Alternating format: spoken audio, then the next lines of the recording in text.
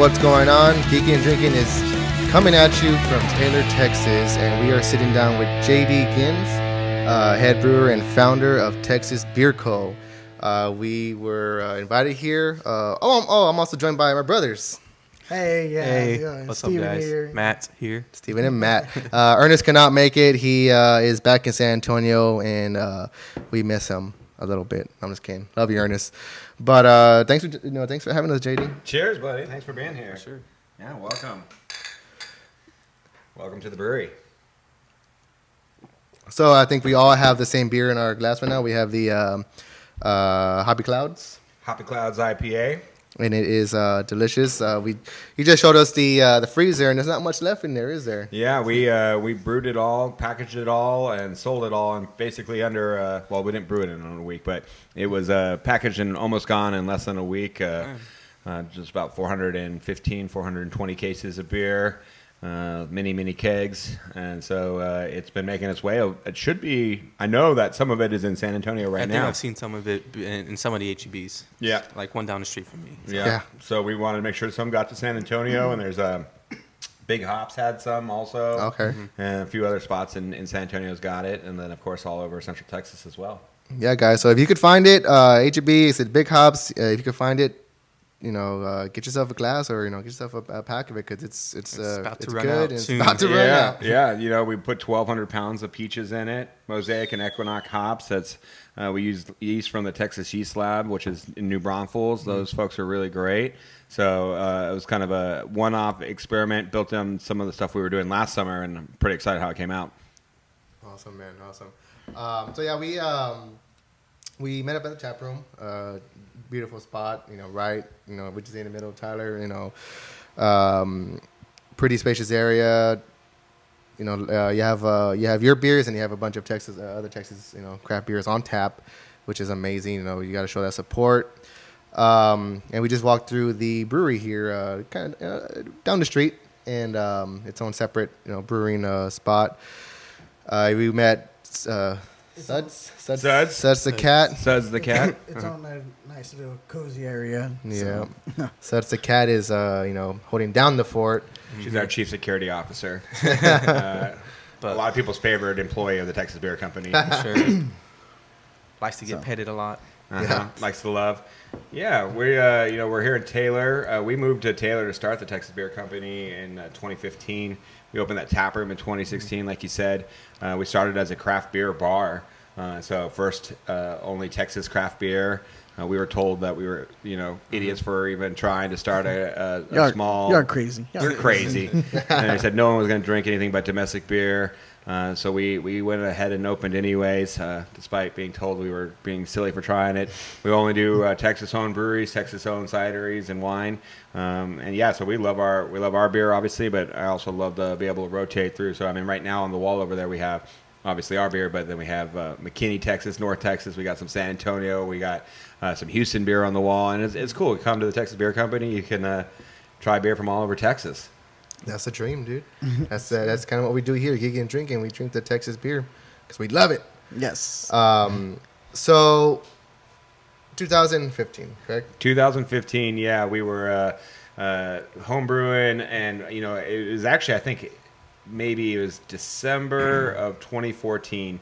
We got introduced to the woman who opened that building down there. When we started coming to Taylor, downtown was completely abandoned.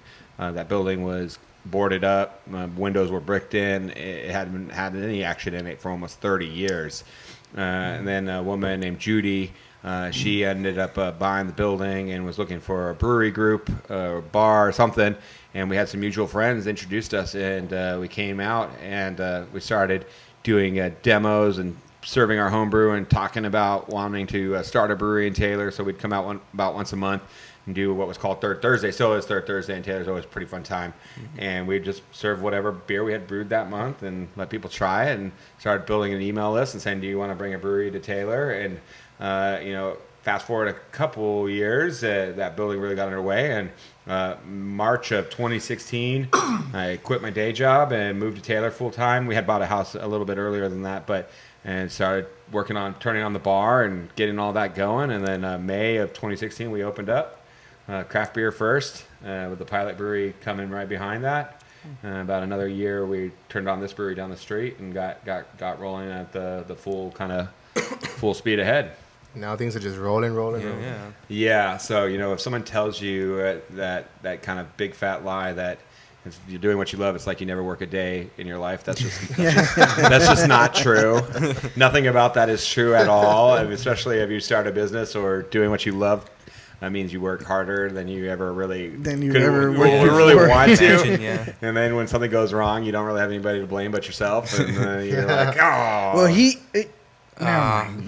Yeah, it's like, well, I'm just gonna do this now. But yeah, so it's been quite a journey, but it's been a lot of fun. And now you can see the other bars are opening up and the other buildings are being constructed. I mean, when we started, the light used to start blinking yellow at 6 o'clock.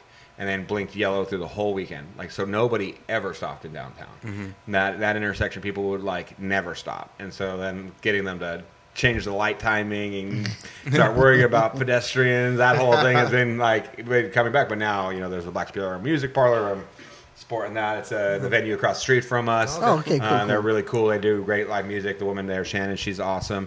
The Taylor Station, you guys were there. You saw those bikers that were there. They were having a benefit for a biker guy. So there's a lot of things kind of starting to happen. And then on our building, there's a wine bar and a coffee shop, deli, art galleries, and people live there too. So cool. Kind of big mixed-use project. But that building was built in 1896. Oh, wow. Man. And so it's got a lot of history. Uh-huh. And so it's fun to bring it all the way back around. Actually, this building was originally a Schlitz beer distribution warehouse. This building was built for beer. Yeah. And then after the fact, after Schlitz moved out of here, it became a lot of other things. And this area that we're in with the air conditioner, it was a candle factory, a motorcycle shop, a technology company. So now it's come all the way back around to beer. So we're happy to have it. But yeah, over there on the wall we got the Schlitz display. People say, why? This is actually a former Schlitz distribution warehouse, and the train tracks in the back they literally used to just unload the beer here, store it in the warehouse, and then take it. So pretty much anybody in Central Texas who was drinking Schlitz in the 60s or 70s, it came through here. Wow, that's I did not know. That's cool. Nice callback. So just kind of quick here, but so people who are not too familiar, Taylor, Texas has got that small town feel. And that how you were mentioning about the downtown area wasn't so hot at the time when you guys were starting off. Yeah. How progressive have you been seeing things happening now? And then I know you mentioned there's a couple barbecue places that people. So a lot of people know Taylor primarily because of Louis Mueller Barbecue. Mm-hmm. So that's one of those mecca stops. Worldwide best barbecue. Top 5 in Texas means it's the best in the world, of course. And so a lot of people knew Taylor for that. People would come here and not really go there. But so Taylor has a long kind of history. But like a lot of areas, a lot of small towns, not just in Texas but around the country, a Walmart came, kind of destroyed all the local businesses in downtown. Damn you, Walmart! Damn you, Walmart! And then just a real big economic decline in downtown. These huge buildings that are historic and beautiful, they were left to crumble. And so now what we're seeing is kind of that revitalization, and we worked with the city to get that up and running. They invested in us. We're investing obviously a lot in Taylor. It's a give and take relationship, but it's also we're in the Austin area, and San Antonio to Austin is basically becoming one gigantic corridor of growth. And so you're seeing a lot of people who are getting priced out of the big cities and want the small town feel. You can be in central Austin and be stuck in 40 minutes of traffic driving a couple miles. Man. Yeah. Or you can go east and drive 25 miles, but still only just take about 40 minutes. And so we're seeing a lot of growth definitely happening out here. A lot more activity going on. A lot more activity. And that's what the city, why they helped us. They wanted to see that kind of downtown revitalization happen. Now we're starting to see, more towns have come to Taylor and talked to Taylor and how did this happen? And you're starting to see more and more small towns saying, why don't we put a brewery in their downtown district to help kind of drive the revitalization of their neighborhoods, their small towns. And I think you look at these kind of areas, people like the small town feel. Yeah, so they want the beer. They want the fun things to do. They want to be able to go see a show. They want to be able to do those things. So the culture is definitely coming, and now you get such a cool mix of people. You You have your good old boys, you have your hippies, you have your Chicano bikers. You kind of have all of these melting pot scenarios happening in this town, and a lot of different fun stuff. And so, like, if you're out bar hopping, which is crazy, people, you can bar hop in Taylor now. But you'll see a lot of different people, and everybody wants the same thing. They want community, they want somewhere to hang out, and and so we're seeing a lot more of that in downtown now. And so nice. Are you also getting a lot of more outside visitors as opposed to local? Sure, yeah. We got really lucky very early on in our process. The Day Tripper, the show on PBS, came to visit Taylor, and we had been open like maybe 2 weeks, and we were only doing like at that point Thursday, Friday, Saturday, I think. And they called and they were like, "Hey, we're the Day Tripper." And we're like, "Oh yeah, we know who you are." And like, "Well, we want to record in your bar, in your tap room, in the brewery." And we hadn't even really fully started brewing in there yet. Yeah. And we were like building it out, hooking up the fermenters and all that stuff.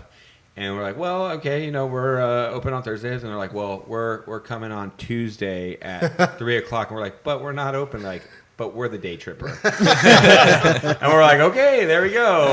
Cool. So we called, we put out a little bat signal, and we're like, "Free beer." And we rallied all these people. People showed up. And we got a really great episode recorded.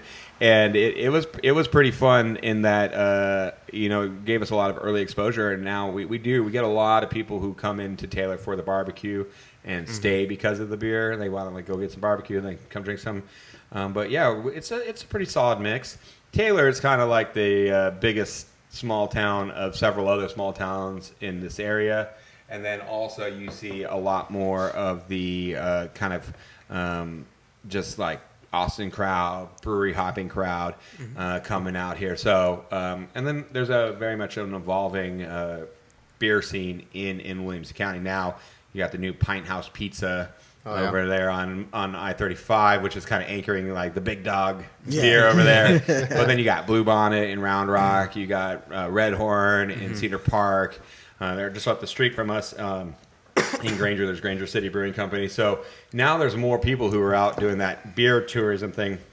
And it sounds like it's definitely a go now, but Elgin is getting Circle Brewing Company is moving out of Central Austin, moving to Elgin, which is just about 10 minutes down the road from us. So hopefully, as all of these things continue to go, more and more day trippers come out and visit us. So it's a mix for sure. And then, so how you were saying before that, when you were getting started here in the town of Taylor, they're kind of giving you guys a little like, well, are you sure you want to open just a craft beer? Yeah, well, so I mean, the town wanted us to do it, the city council and the people, but this has kind of been an old school town. So I mean, they were told point blank, if you don't serve Miller Lite in here, you're going to go out of business. And we were like, well, we're going to give it a go. And the thing that we did kind of differently than some of the other bars that were in the area is we opened up with not smoking. Yeah. So it's still allowed to smoke in Taylor, but we made the decision not to allow that. So we had a lot of people walk in and say, I don't know anything about craft beer, but I like that no one's smoking a cigarette in here. So give me a Bud Light. It's like, no Bud Light. Give me a Coors Light. It's like, no Coors Light. We got water. Miller Lite. And they're like, sorry, but we so early on, we gave people Fireman's 4. We were giving people Zoe, Summer Pills from St. Arnold's, and people would go. It's funny whenever you get somebody new into craft beer, they always drink something and they go, that's not bad. And it's like, yeah, it's good. The word you're looking for is good. Yeah. They're like, beer can taste like this? But now, some of the folks who early on, and, I'm not going to name any names here, but they might watch or listen, but, now they're like our biggest hopheads. They come in, they want a Hoppy Duck, and then they want whatever else, like IPA I've gotten my hands on. Sometimes, I beg Steve Chill to whatever I can do to get the good stuff on our wall, and it's always changing, but people... now they don't want it. Not that there's anything wrong with the Summer Pills. That's great, but like people want the zing. Yeah, the big stuff, the big boy stuff, the big beer. Yeah. So then you have seen some pretty good growth as far as people's interests spike up for craft beer. Their palate's a little bit more. Oh open. Yeah. I mean, so when we started, we were 14 taps, and people were like, "You're crazy." Now we have 26. And there's another bar in Taylor that opened up. It's called the Loose Screw, and they have 42 craft beer taps.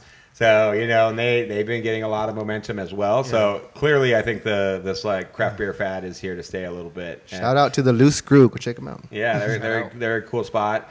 And then, of course, all the bars now have some. But when we opened, I mean, I think the closest thing to direct craft beer competition we had was at the local Applebee's. They had a Thirsty Goat tap.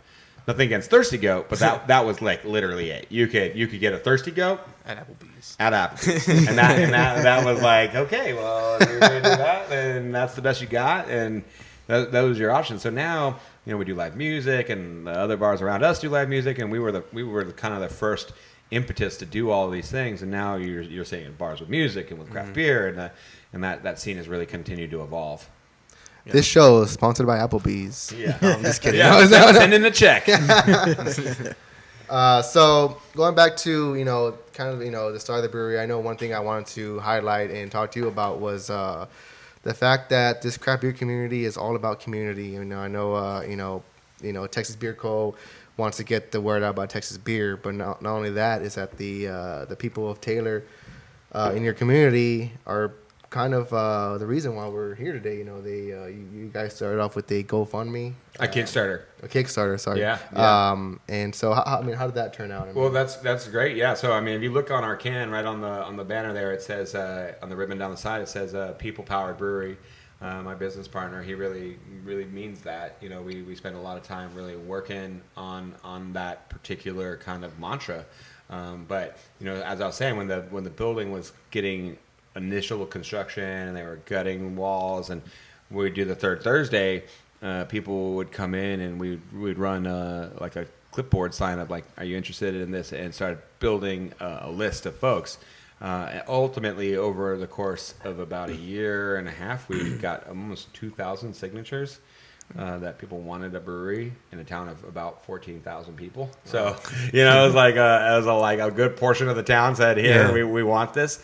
And so then once it really became close to making a decision whether we were going to move here, we started the Kickstarter campaign, and we got about a third of the people who gave to the Kickstarter were from Taylor. Mm-hmm. A third were kind of from our wider network, but then a third were people like as far away as Washington D.C. and people that just were really resonating with the brand and the logo and what we were trying to do.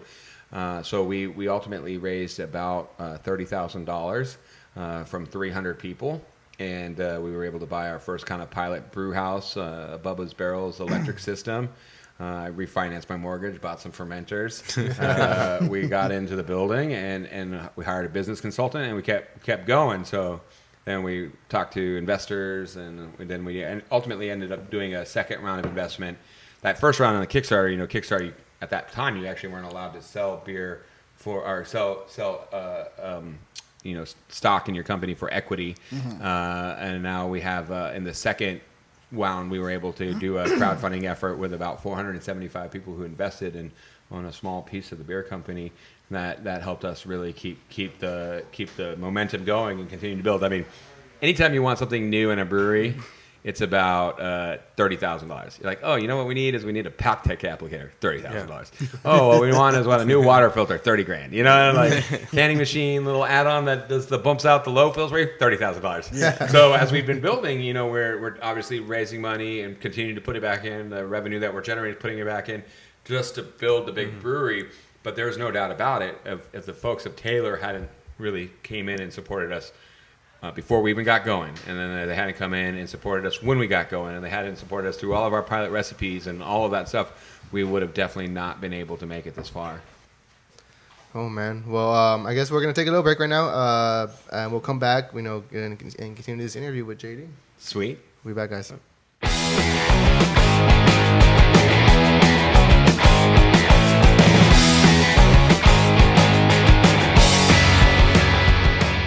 And guys, we are back. Eddie, Steven, and Matt from Geeking and Drinking sitting down with JD. Hello. Founder and head brewer for Texas Beer Co.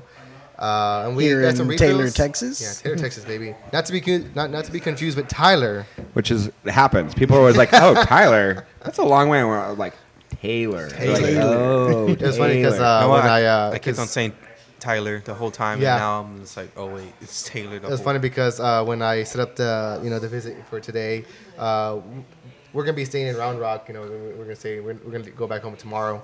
I trying to book a room for us, so I was like, I have to make sure I'm like Tyler, not Taylor, because I don't want to book a room in Taylor. No, you want Taylor, not Tyler. Okay, yeah. See, even when you're here, it's confusing. Oh You've been God. geeking and drinking, man. But we are back, and we got our refills.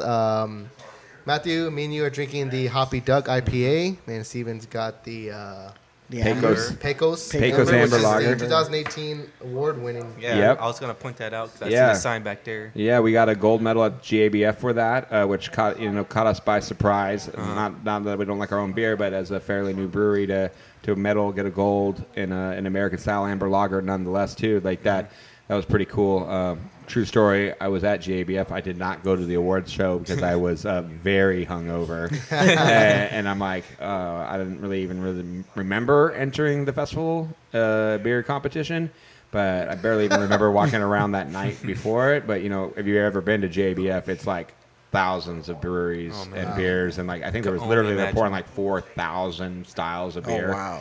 So you get these little like shot glass type cups, 4-ounce pours.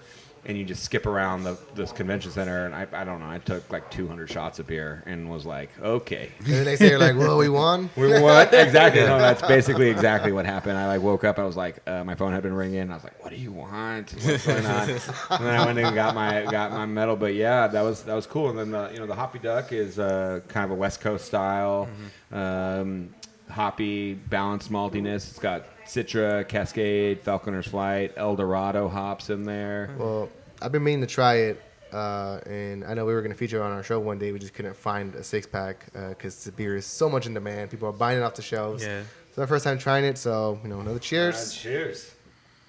Yeah, it's really delicious. I already tried it. Hoppy Duck IPA in 2018. Great American Beer Festival winner, the Pecos Amber Lager. Yeah, smooth. It's got a nice maltiness on it.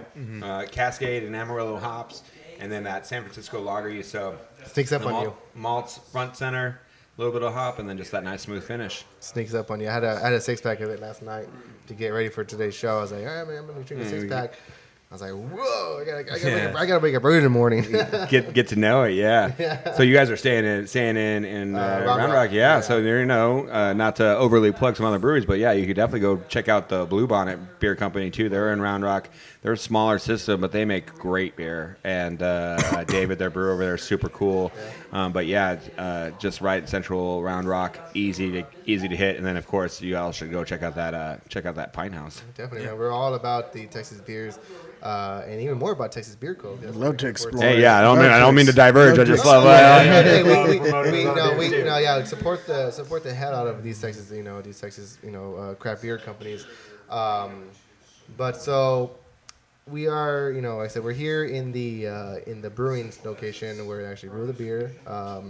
You guys saw the tap room in some footage earlier. It's a great spot. Like I said, it's a historic building.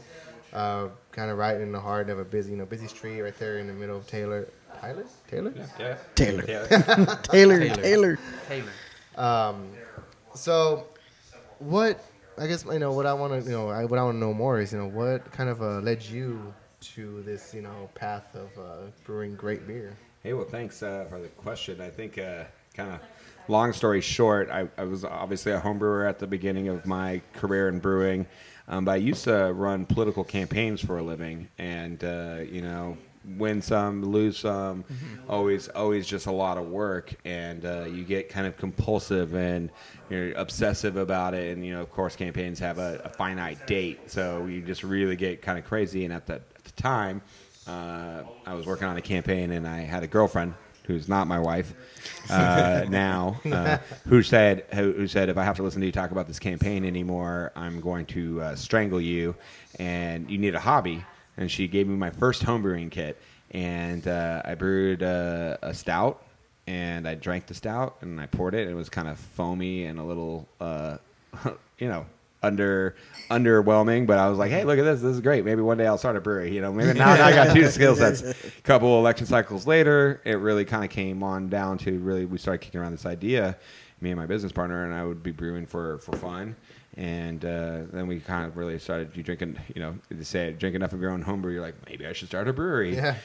Of course, a lot of people do say that, and it's just a lot of work, but we kept building up from there, working on just the recipes at a small scale, and then eventually we were brewing in East Austin at the time, and we were thinking maybe it would be called the East End Brewing Company or the East Austin Beer Co.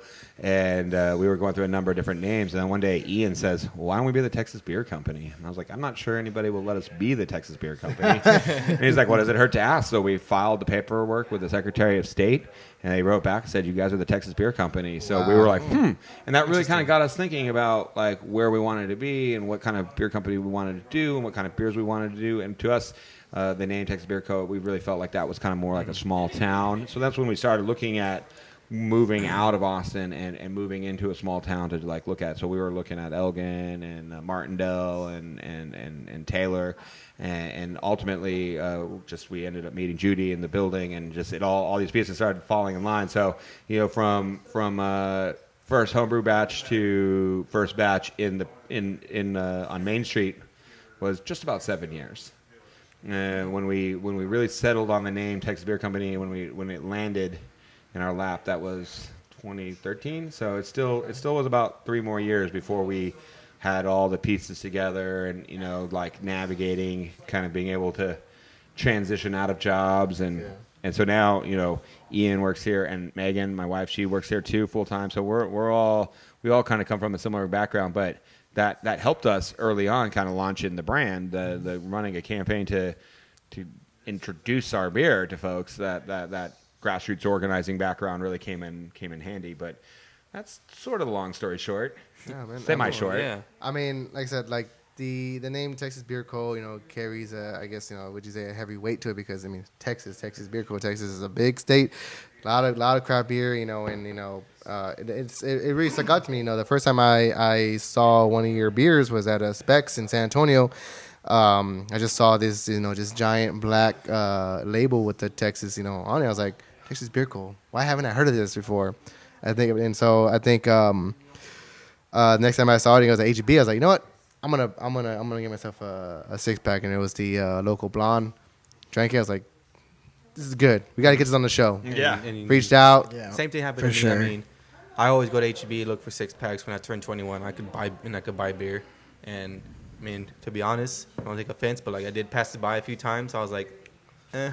So I went to go other things, but then I actually let me actually try this. Eddie, You're allowed to hit him if you want. No. Eddie mentioned it, and he said it was good. I tried the stout. It had a raven on it, I believe. The Grackle. Yeah. Oh, the Grackle. Yes, Yeah. and I tried it. I was like, oh my god, this is delicious. And I never liked stouts too much, but that's like one of the first ones that I could actually sit down and enjoy. That's one of the things that we have not featured on any of our episodes, is any type of stout. And it's mostly because of him. Because he doesn't. They blame it on me because I'm the one that hey guys, what are we drinking this show? And then I was like, okay, let's drink this and this. And I keep telling them, okay, feature a beer and y'all bring me a stout. Yeah, we did.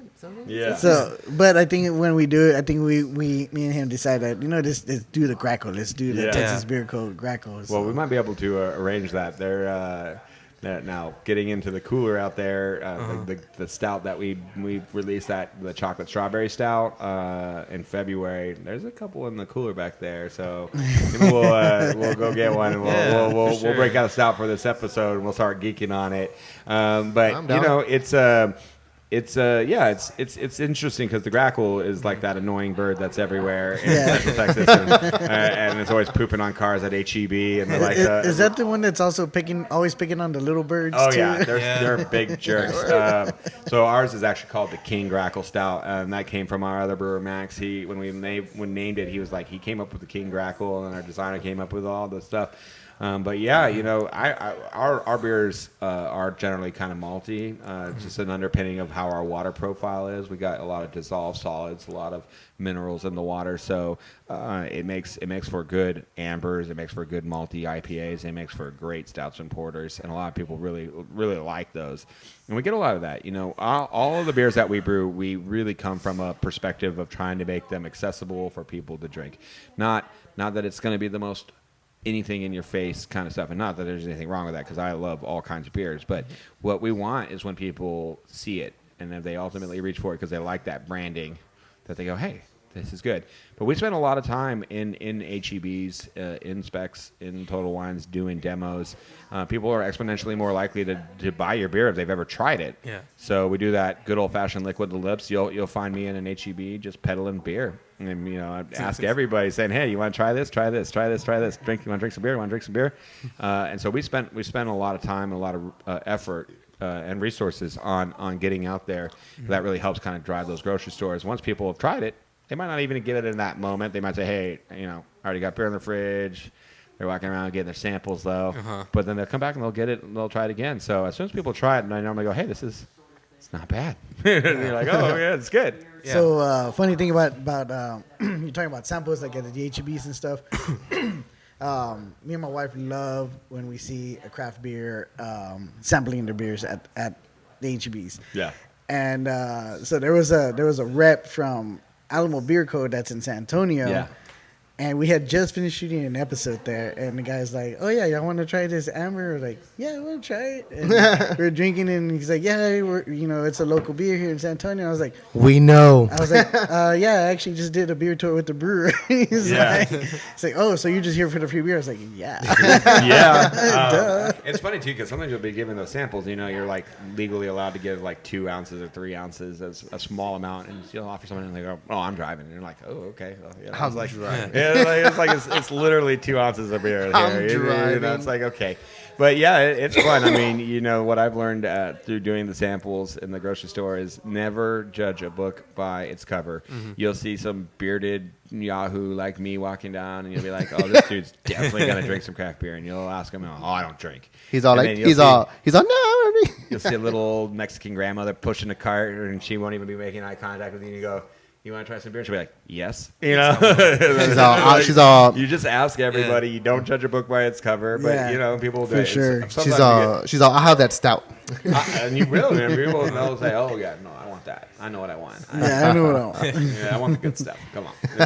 But it's a lot of fun. Getting out there into the aisle. Again, that kind of gets back to my background in organizing. Is just hand-to-hand combat. You're out there introducing the beer. I can go and talk to 120 people in a day. Let people try my beer. Talk to them. They meet the brewer. They hear about the brand. They hear about the town. They hear our story. And if you make that connection, then they're exponentially more likely to keep supporting your beer. So we do a lot of that, and that's kind of based on just our background. That's awesome, man. That's real, dude. I mean, when we were driving here, my brother here, Eddie, was like, "Man, I didn't realize it was a small town." I was like, "Man, I love these small town, feelings. I just like it, Mm-hmm. And sometimes I wish I wish I could just be just in a small town, that way you just walk or go ride my bike somewhere and be like, hey, and just go to a local brewery. I mean, I always mention Alamo because me and my wife go to Alamo and they know us there pretty much already. We already know most of the bartenders there, and they're like, hey, what's up? All of us. Yeah. And so that's kind of like for me the closest I would get to like a hometown feeling because kind of like Cheers. Everybody knows your name. I go to other places and there's I'll be like, hey, how's it going? They're like, can I help you? I'm like, yeah, hey, I thought we were friends. I thought we were friends already. Yeah. And like, well, and sometimes that's one of the things that we really liked it. I mean, that is kind of the goal of the tap room is it's a friendly spot. People feel welcome there, and people can bring their kids, people can bring their dogs, and eat some barbecue, drink some beer, and just have a friendly vibe. When sometimes you get into certain bars, in particular, sometimes breweries, and it's slamming, and people there's no personal touch. Yeah. But like, relationships matter. People, the vibe of the space matters, and you can have great beer, but if you're not good at talking with people and hanging out and shooting the shit a little bit, then there's not that connection. So we get a lot of people who do that. They come in and they say, "Oh, I'm definitely gonna like go buy your beer now," and that's it's partly because just the effort made of being friendly. Mm-hmm. And that does make a lot of difference because we visited another brewery in San Antonio called Busted Sando. And one of the guys that we were talking to, who invested in the company, said that he used to go to like breweries and he used to go to the pub or some other ones. I forgot what it was. and said that he just never got that feeling. And then when he went to Busted Sando, they're like, "Hey, how's it going?" Call him by his name, and then he's like, "Dude, I feel this this personal touch, personal touch, this personal vibe with you guys." So, and again, that's what my brother always says. Craft beer it's always about community, and especially here, how you guys are all about the community here in Taylor, Texas, and just y'all pretty much kind of well, you see that in just across the beer industry at large. You're either it's a lot of little Davids versus a few big Goliaths, and so in general, the craft brewing community is truly that. It is a community. Most of the brewers know each other, or at least know what's going on in each other's breweries, and they're always out supporting. Like when you guys came in, we were turning around. There were some folks that walked in from Independence, and that was like unannounced, just like, hey, but. People are always out trying to try each other's beers, support each other's beers, because we're all in it together in that regard. And so, and sometimes if you can help convert a beer drinker in your tap room, you're converting a beer drinker that's going to benefit everybody. Once somebody goes like, it always blows my mind. They're like, I'm a Bud Light man. And I'm like, well. Okay, it's like saying I'm only an enchilada eater. Like, don't you want to try a taco? Do you not want to have a hamburger? Do you not want to have some variety in your life? Like, if you're only an enchilada dude, come on. So, when it really happens that way, though, you think about all of the breweries. Yeah. There's 7,000 plus of them. The Brewers Association. I don't know if you saw that. They did the guy did the longest cheers ever. The Guinness Book of World Records because he was cheersing every independent brewery. I think we're at 6 hours and 30 minutes in or something. The Texas Beer Company, cheers, and then it does all the there's a Texas Beer Refinery in Houston, cheers, and all these different things, but he's running through them all. But then you start to get a sense of just how big the scope of all of the community is. But once people do that, you get some people who are definitely like, this is my favorite, and they consistently are drinking Amber. Yeah. But they're always going to be out trying new things. Yeah. Once someone discovers the spice of life, it's just like you can try all these things. So we're all in that together, and we're building this community together. That's why, to us, it's important to have the guest house. We want to show off other beers. Yeah, definitely. People will say, well, why don't you brew a Hefeweizen? And it's like, currently we don't have a lot of room for it in our rotation. Second, I'm not a huge Hefeweizen fan myself. Yeah. So, if I made a Hefeweizen I don't think it'd be to the numbers of what a Hefeweizen is supposed to be like. But it's like, here's a live oak. You can have it. It's one of the best Hefeweizens in the world. I don't need to be making every last beer style, but I can show off a lot of other beer styles, and people can come in and we have a lot of people who come into our bar because it's that cheers environment. They everybody knows their name. But they only drink the Hefeweizen, and that's cool with me. Because I want the community first, and then our beer is a contributing factor to that for sure. So as of now, you have the blonde, you have the Amber Ale, you have the IPA, 2 IPAs, Hoppy Clouds, Hoppy Duck, you have the stout and a porter, and the Pace Bend Pale Ale. Yeah. So, is there anything that you can tell us that's to come for Texas Beer Co. in the future, as far as beers that you're currently brewing or thinking about brewing? Well, the stout will be back in rotation soon. So we brewed our last stout in February. A lot of grocery stores take the stouts out of the spring reset, so there's not as much space. And then in the fall they reset the lineup again, and they'll put more stouts back in it. And that's kind of based on just the bottom line. The customer is always right. Whatever customers are buying is what they were going to put on the shelf. More in the wintertime, they buy and pretty much a lot of people start getting back into the stouts of the ground. Yeah, wintertime. Now you start brewing them. You've got end of July, early August. Especially if you're doing a big imperial stout, you might need that to sit for a couple months to kind of mellow out. So, so right now there's a top secret chocolate peanut butter stout in here. So there's a local chocolatier here in town called Seriously Chocolate. They make great chocolate. So that's where that first experiment with the chocolate strawberries came together. And then so we just did a porter, and the chocolate, we just added 50-pound sack of raw cocoa powder into it. Man. And some peanut butter extract, and just got a nice flavor. So that's in the works here. I don't know how far and wide that will actually make it. It's only a very limited batch. We got a couple things working on a barrel age project that's coming together pretty good. But for us, our primary focus day in, day out in this brewery is making the same beer consistently. Yeah. If you get the amber, and sometimes it might be a little clearer, it might be a little hazier as it's clearing up in its age. And because demand has been kind of ramping up, sometimes we're having to push it out a little sooner. But if it's a dramatically different beer, someone's like, oh, I used to love the amber, but then I got it and it was different. Or I used to like the IPA, but it's different. So a big focus on what we're trying to do right now is just keep making the same beers consistently. Yeah. And working on that. But so the Hoppy Clouds, then we also are doing what was going to be called the Double Duck. So right now the Hoppy Duck is 6.5%. And we're going to be cranking it up to just over 8 and some change. Oh, man. We're going to be ramping up the hop profile a little bit more. We're going to be doing a little more with some cryo hops into the fermenter. And so these limited release beers are fun. And, just kind of in a beer company strategy, a lot of breweries do those kind of things. So the limited release kind of reminds people that your beer's out there, and they go, oh, I like that. But then they're like, oh, I was here for the Hoppy Clouds, but now that's gone, so I'll go with the Hoppy Duck. And so you kind of underpin some of your core beers by doing those releases.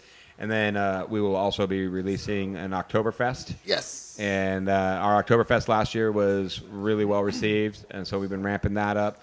And then again, kind of on a smaller end, probably only about 30 barrels of it is going to make it through the whole way. But one of my local barbecue pitmaster friends, Ryan Davenport, Davenport Catering, he smoked 100 pounds of grain, just like a brisket. Uh-huh.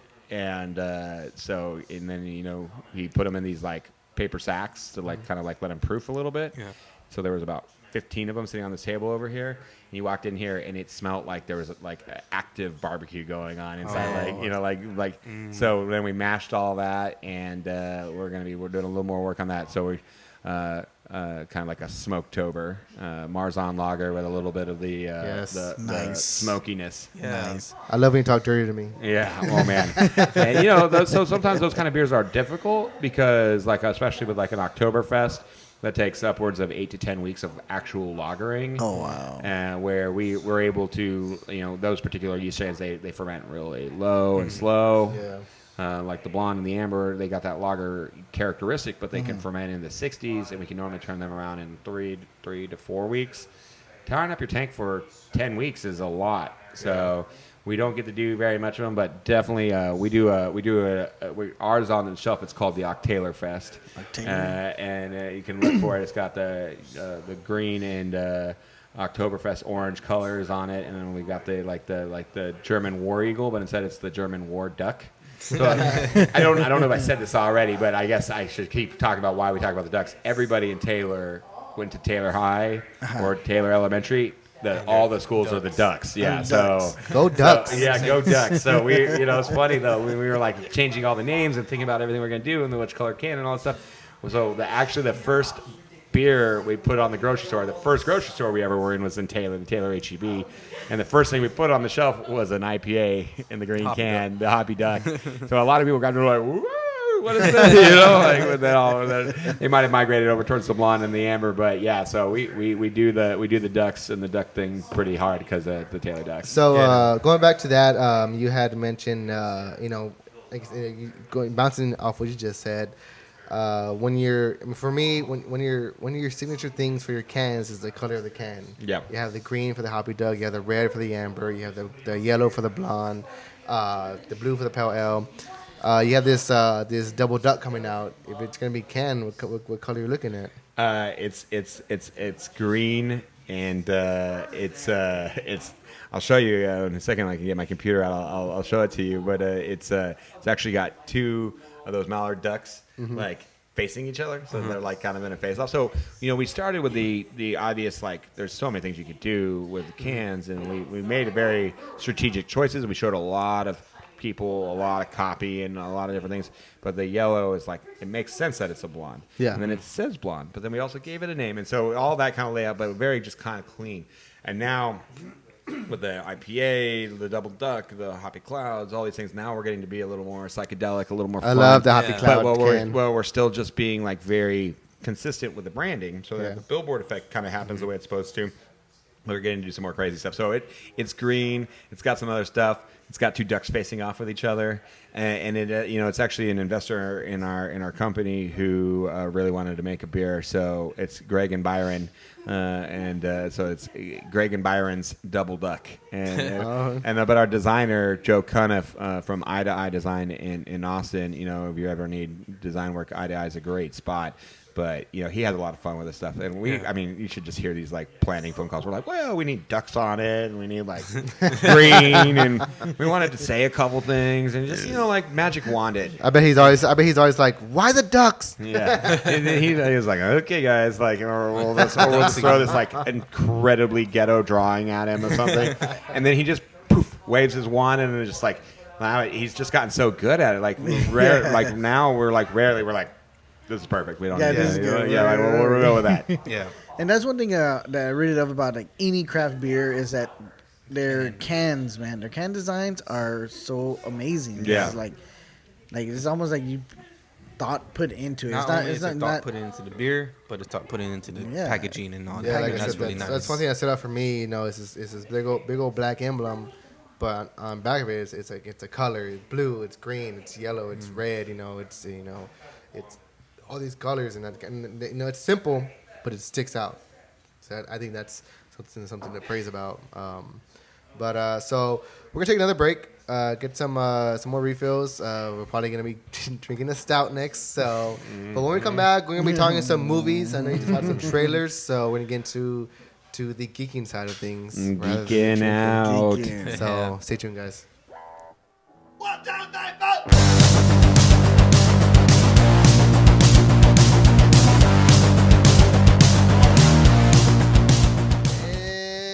What's going on, guys? We are back geeking and drinking, sitting down with JD, the head brewer and founder of Texas Beer Co. Hello. What's up?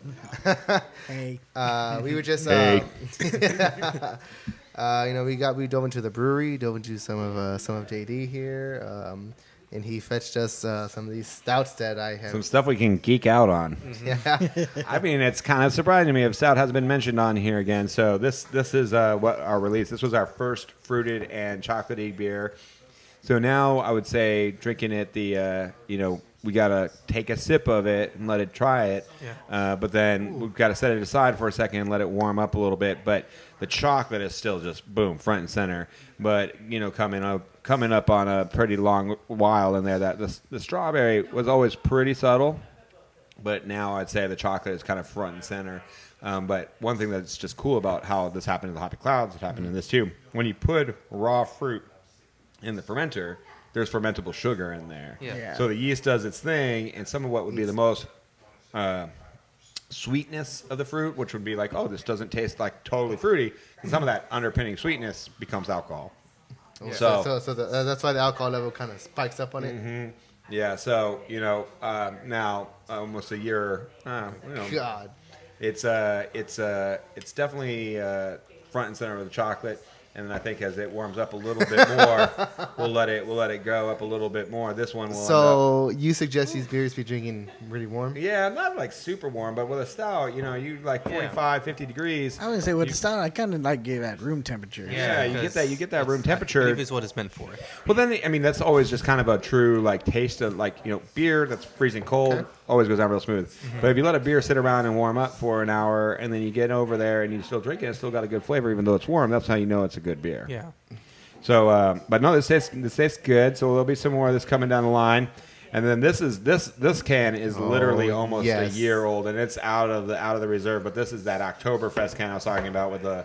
I'm gonna show the good folks at home the War Duck on there, and then the Oktaylorfest can. So this was kind of one of the first ones that we did where we got creative with it. So a lot of that Oktoberfest color is white and blue, but we went with green and orange. And yeah. And I just really like how this put your own twist on it. Yeah, I love it. One of my favorite seasons of the year is October because of all the. It's almost like the duck is flexing. Yeah, it's got these little almost for some reason I just think of Apollo. Yeah. Apollo Creed from Rocky. Yeah. Or the Phoenix from the I guess the X-Men movies that we're not watching. We're not watching right now. We're boycotting because they're bringing it to an end. You know they're gonna come back though. They're gonna bring it back. So should we try a sip of this and then take some. Yeah. Well, you seen it now, gentlemen.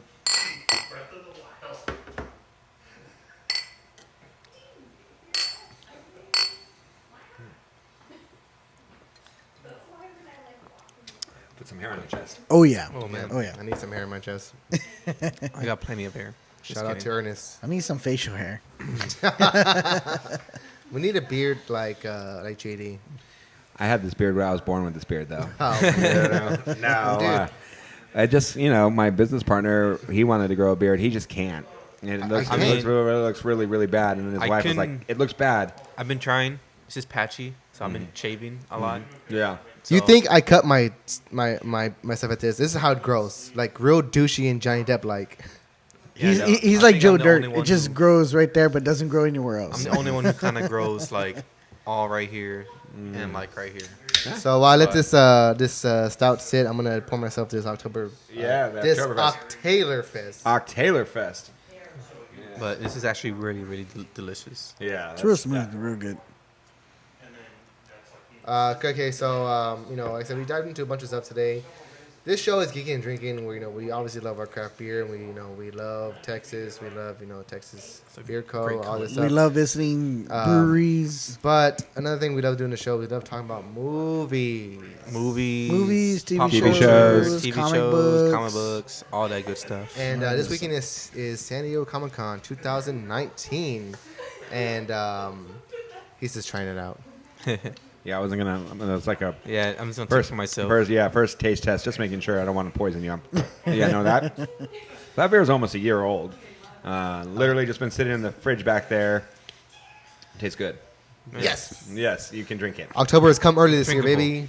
Yes. 2018 Oktoberfest is on the that's what I was gonna say earlier when you mentioned Oktoberfest. It's like when seasonal beers come out, Oktoberfest is like my favorite, and I love to go and try every single Oktoberfest. I love when the season comes around. I'll build my own 6-pack kind of thing, like how HEBs let you buy singles now. So when Oktoberfest comes out, I'm like, okay, this one, I'm gonna try. Oh wait, I haven't tried this one. I'm gonna try that one. It's almost like picking apples for me. Yeah, so it's so smooth. Yeah, so I mean the Oktoberfest, that Marzahn lager yeast, normally fermenting around like 50 degrees, 55 to get the primary, and then you step it down over the course of about a week until it's at 40, and then you got to let it ride 40. But you drink that first taste of your Oktoberfest maybe 4 weeks in, and you're like, oh, this is not good. And then 6 weeks in, you're like, oh, here it comes. And then 8 weeks in, you're like, okay, this is getting ready to package. 10 weeks, you're like, oof. And then if you're just letting it, if it's just sitting in a cooler, it just continues lager. So I mean, that's not to get too nerdy with the way it works, but like the Germans, when they were developing those Oktoberfest strains, wild yeast is everywhere, and so they figured out with the wild yeast that they did it and they put it in the cooler and like underground like kind of stuff, like cool environment, ferment slow, but then you just get that real rich flavor. So they cultivated that. So this is that White Labs Marzahn lager yeast. A year later, it's different.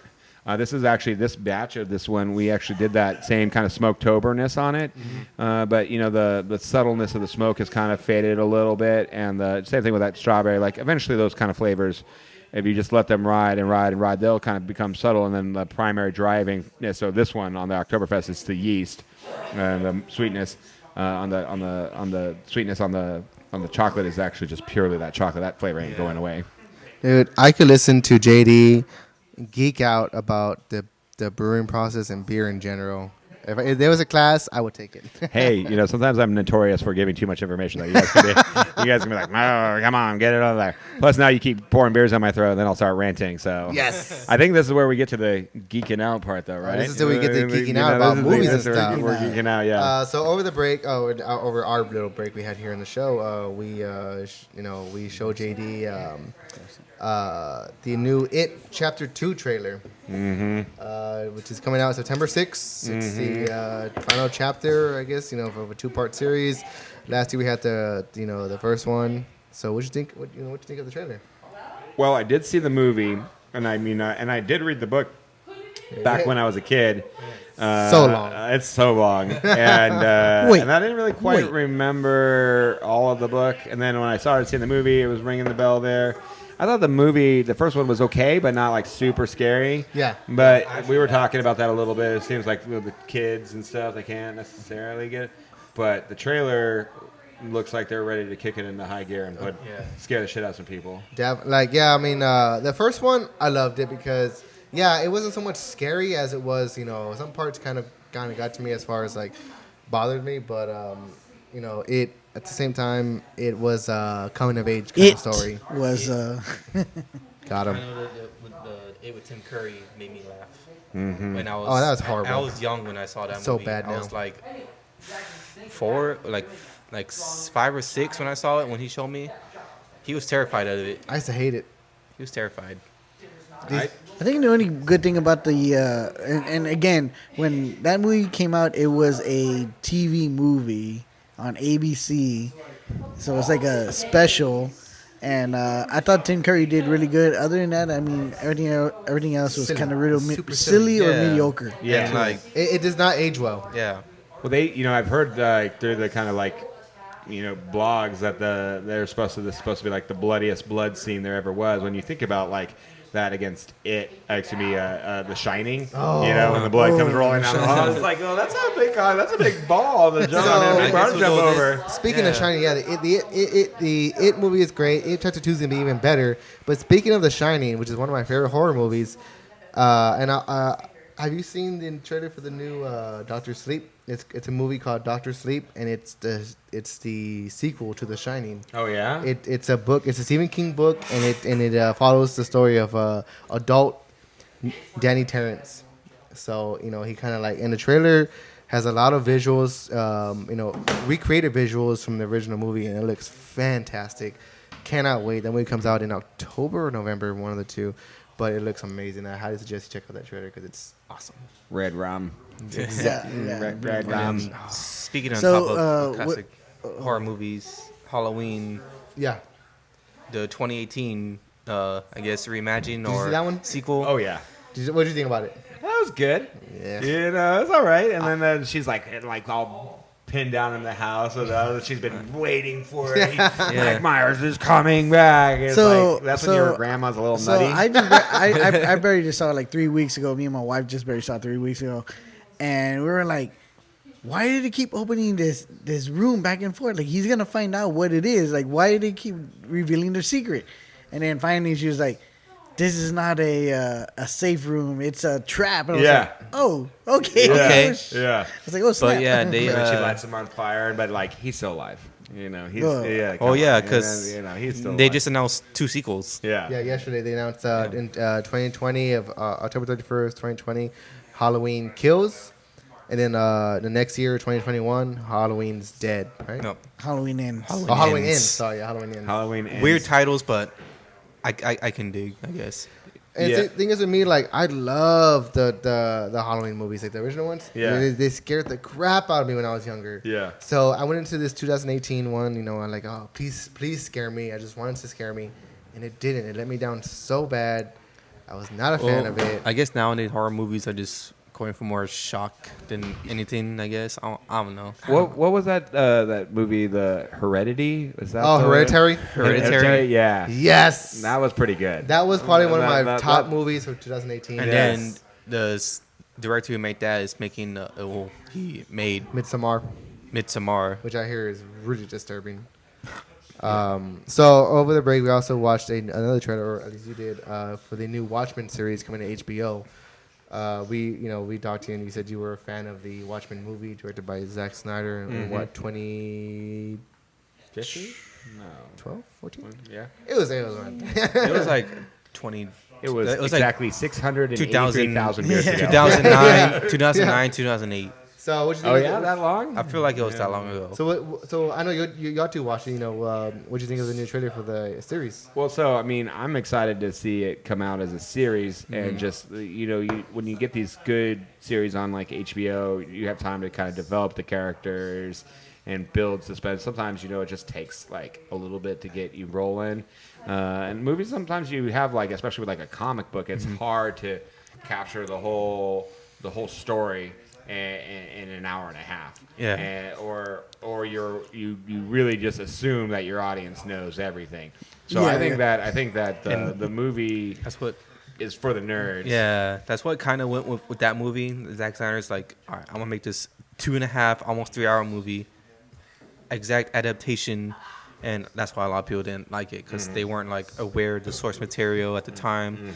And okay, so going back to Watchmen, I read the comic. Well, I read the graphic novel, the full graphic novel, and what was funny about it is when the movie came out, I was excited about it to go see it. Me and my wife, me and her were dating at the time. It was also at the time when Spider-Man 2 had just came out, or Spider-Man 3. One of the two. One of the Tobey Maguire Spider-Mans. That had made it big, and all the X-Men movies were making it big. So this superhero movie comes out, and but it's R-rated. It says rated R.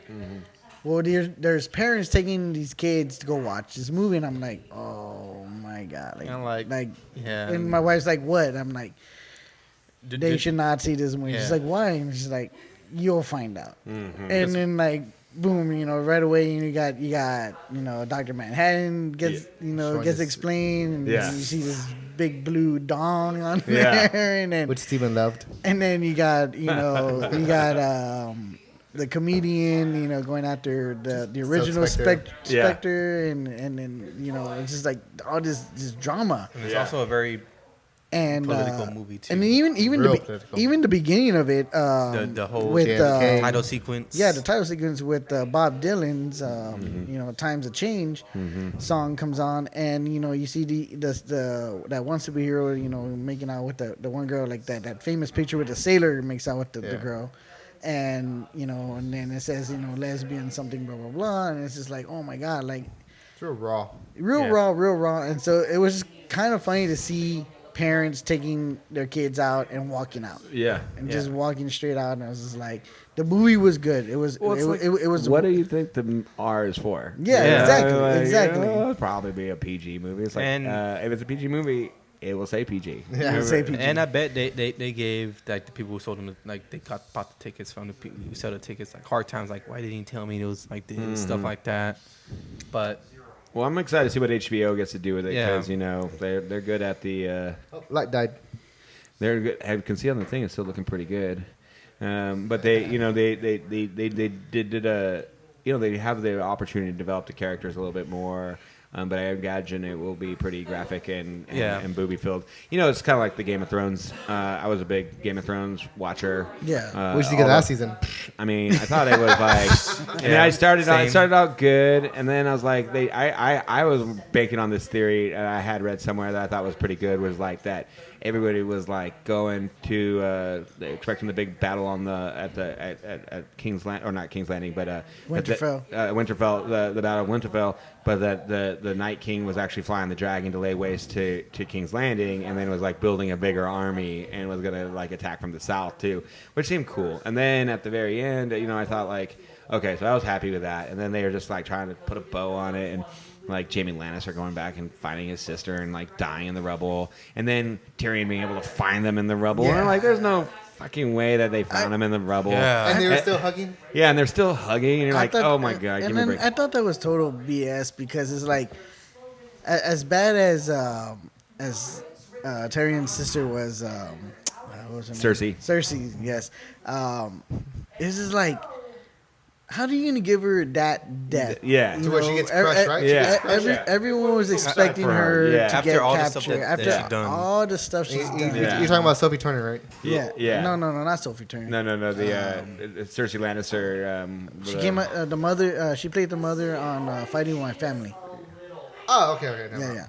And just to give her a soft death like that. Yeah. I thought that was too soft that, for her. Is that, easy is that, way out. Is that Lena Headey? Yeah, Lena Okay. Headey. So then I was, then of course they're like Brant is going to be the three-eyed raven, and they go through all these like points of developing all these stories, and then they're just like, fuck it, we're not going to use any of that, and we're going to just like end on this stuff. They're like, oh, why do you think I came all this way? I'm going to be the king. So I thought like if HBO was out of ideas, they could have called me and just gave me a cool $1 million, and I would have just helped them.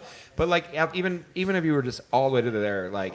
Then I think, I thought that maybe, what would happen was they kill, so the Dragon Queen gets killed, and then they capture John, and then the North kind of decides to try to invade to save him, and then Brant takes over the dragon and flies in, and instead of laying waste to everybody, like, is merciful, and then they're like, see, he can fly the dragon, and now he's the rightful king. And I'm like, that could have been like the last 30 minutes of that show, and it would have like put a more clear bow on it, would have used parts of like the storyline they've been building for 8 years. Yeah. So like, why just like shit the bed so badly? I don't know. Yeah. But I heard it's because they're gonna get to do the Star Wars, right? They're gonna the writers this is the way David and DB. Yeah, they want to end this series and like move on. Of course, yeah. And they want. I'm like, if you're tired of doing this thing, then just give it to somebody else. Okay, and I understand that, but I mean, yes, either give it to someone else, or why wait a whole year to give us this ending? Yeah.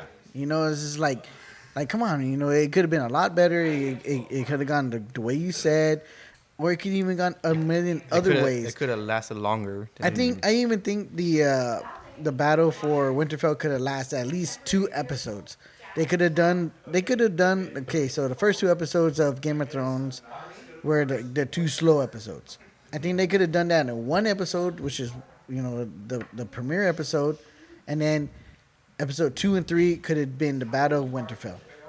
Instead of doing it all in one episode, and then after that you still get 2 more slow episodes or whatever, and then I don't know, it just didn't fit well for me. Yeah. The end episode there, just like I actually when everyone seemed upset that the Dragon Queen like murdered everybody. I was like, she's been saying all along she was gonna like burn their cities down. So I thought that was like totally right in the line there.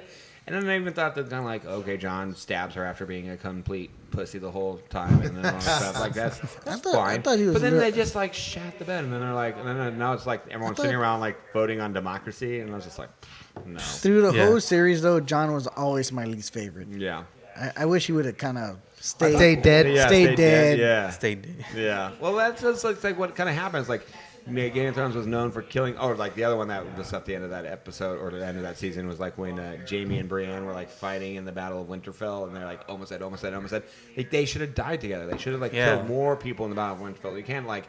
And then they're like, watching the like meet the director bullshit at the end of that. They're like, well, what about all the big funeral pyros? You can see everyone died. It's like except for all the main characters are still here. Like what? Yeah. Like, just stop wussing out.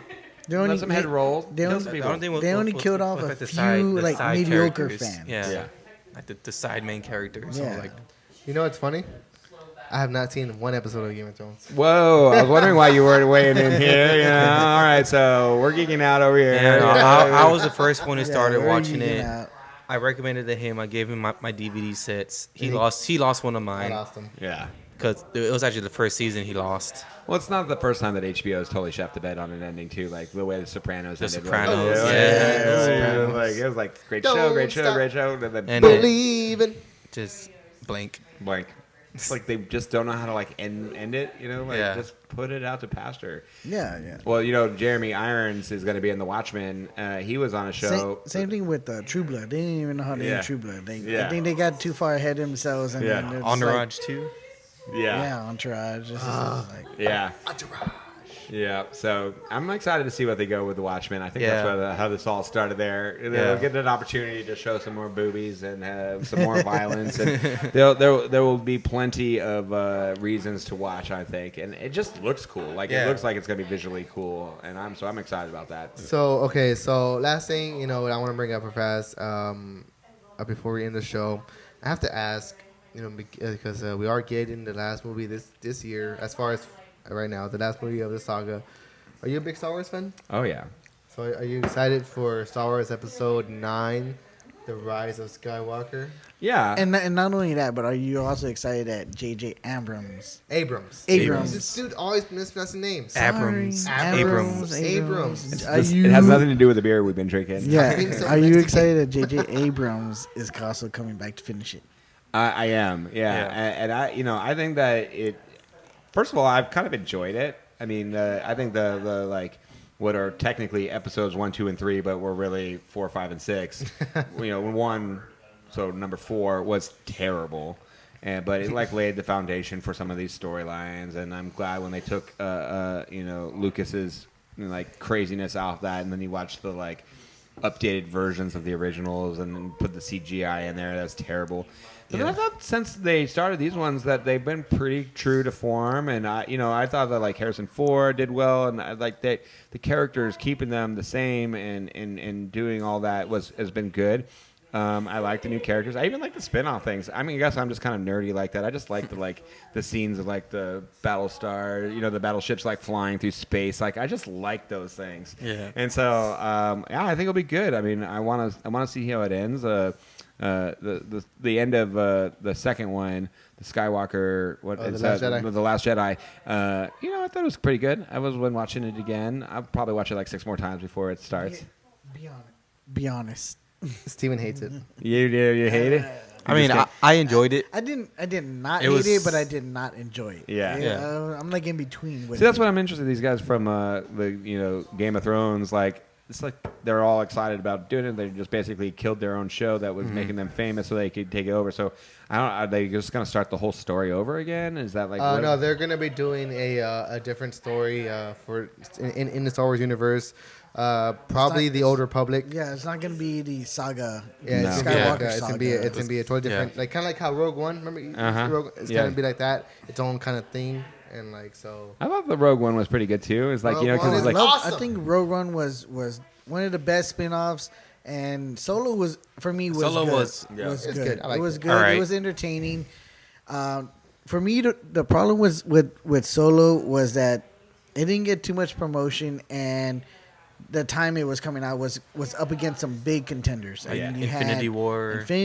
You had Deadpool 2, and it was like, come on, those are 2 big defenders. And plus you're trying to sell Han Solo played by somebody other than Harrison Ford. That's difficult. Yeah, I mean that's real difficult. But I liked on the Rogue One when it's like it's that scene in the original. It was like a lot of people died for this information, and it's just like that's like the line. Yes. And I was like the whole movie about it. I was saying, dude, those are original scenes right there. Some of those were original scenes. Yeah. It's the underpinning of the whole thing, how did they get there and like blow up the Death Star? I mean, my all-time favorite scene, and when me and my son went to go see, we were like, was when Darth Vader shoo. Yeah. And then Darth Vader starts wrecking shit. I'm like, how was he again? Oh my god! Both of us were like, how was Darth Vader? Yes. just standing there, and then you see this red. I mean, first all you hear is the and then. Yeah. Like, oh, dude. Yeah. It was like, awesome. It was pretty awesome. That gave me goosebumps. I was like, and I saw the movie after, Carrie Fisher, she passed away. I saw the movie after that. That was pretty emotional. And like when I saw her at the end, I was like, I couldn't help myself but like shed a little tear. Pretty emotional, yeah. But guys, that has been episode 25. 25, way to go. 25 of Geeking and Drinking. We're a third away to 100. We're almost there. It's been a year. I think that's a quarter of the way. It's been a year since we've done this, so we want to thank you so much for inviting us out, giving us a taste of this Oktaylorfest.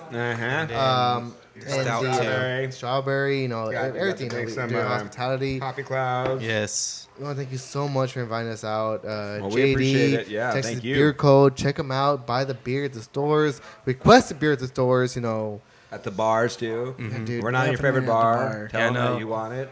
I've been trying to request beer in the store that I work at World Blue Grocery in San Antonio. Just of course, originated in Austin, but it hasn't been in there yet. Yeah, we'll need to work on that. Yeah, I'm gonna keep this bugging my manager. Like, we on. gotta bring this in. Come on, it's good. But we've talked beer, we've talked JD, we've talked movies, we've talked Star Wars, most importantly. But this has been episode 25. Thank you guys so much for watching. Follow Texas Beer Co. at Texas Beer Co. at Texas Beer Co. Instagram. TexasBeerCo.com on Facebook. Yeah. We're not very good at the Twitter. We don't do very no one. I don't No one think does. No one does. I post every now and then on Twitter, but I try to stay away from Twitter. But we're active on that on the Instagram. People, it's been fun too. And just I know this is a San Antonio crew, so I just do want to say thanks to everybody who's been welcoming us into San Antonio, and it's cool. Like on the Instagram, we get a lot of people posting from San Antonio about it, so we appreciate it very much. Thank you for thinking about us and coming out, and it's great to be on your show. You guys are doing great. And then also too, if anyone wants to come to Taylor, Texas to visit you guys, where can they visit you from the tap room? Also to the brewery. We're only closed on Mondays, Tuesday through Thursday. It's 2 to 10. Friday it's 11 to 11. Saturday it's 11 to 11. Sunday it's 2 to 8. There's barbecue. Of course, you could go and get some Miller barbecue and bring that over if you want to. Come hang out with us. Then go to catch a show at the Black Sparrow Music Parlor as well.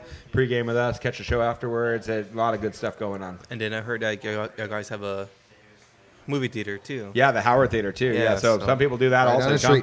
Come and get a couple beers, then walk over there, catch a theater, and then come back, drink some more beer. Yeah, sure. And then can you just real quick also give the addresses to the brewery and to your tap room? Yeah, so they're both in Taylor. The tap room is at corner of 2nd and Main, 201 North Main Street. And then, so that's 2nd and Main. And then on 2nd Street also, 1331 West 2nd Street. We do brewery tours on Saturday. And $10. Come in, get a pint glass, get 3 pours, nerd alert, ask any questions. We get a lot of homebrewers come through, and I was a homebrewer, so we love to JD, just Jeff. Jeff, yep. Ask the brewers and see, yep. And we're open for all of that stuff too. And then just check us out either here in Taylor or out at your local bar or grocery store. Well, guys, check it out, guys. I mean, Texas Beer Co. is here to stay. Check out Geeking Drinking on Facebook, Instagram, Twitter, and follow our YouTube page, and we'll just see you guys next time.